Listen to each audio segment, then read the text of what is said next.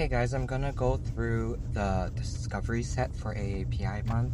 So we're gonna go through 4 at a time because there are 16 total, so I'll go through each row. So this is the first row.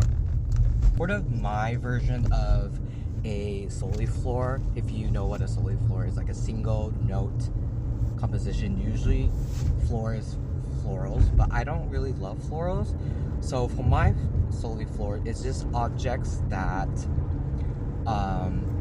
have some impact in my life, basically, or some strong fond memories. So first one is most minimalistic. It is Jayuja, and then is pandan, and then incense and pimawood.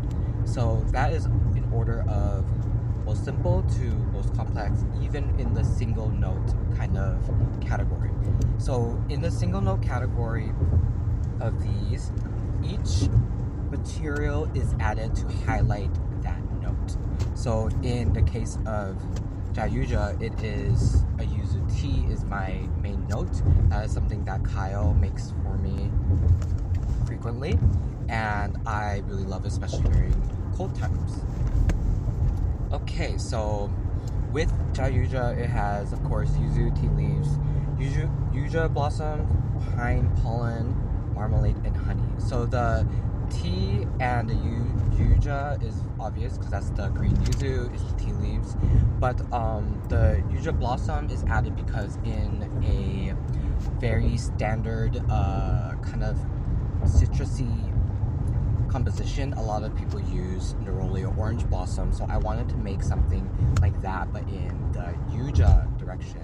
And I also added some aldehydes and some materials that would kind of prolong the citrus note a little bit.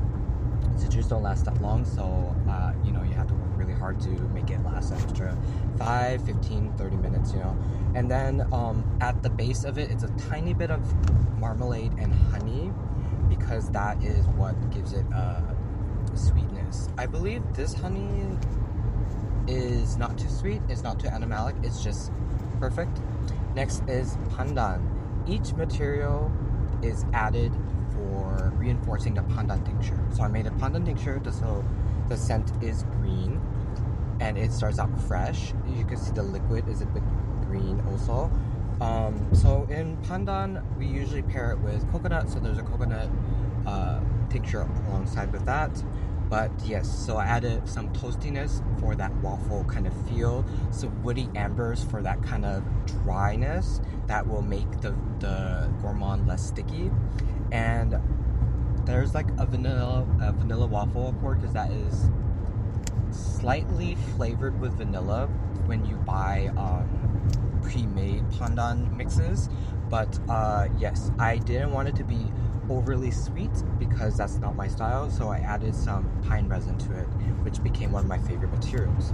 Next is incense stick. Incense stick is what it sounds like. It is the joss sticks that I am used to growing up. It's a bit sandalwoody, oud, floral, but all very light and not too animalic oud, because we didn't grow up with like the inside of the oud and not the fermented version. It's like the bright and happy version that is may or may not be synthetic. I'm not quite sure. I should go to an incense factory and check one day, right?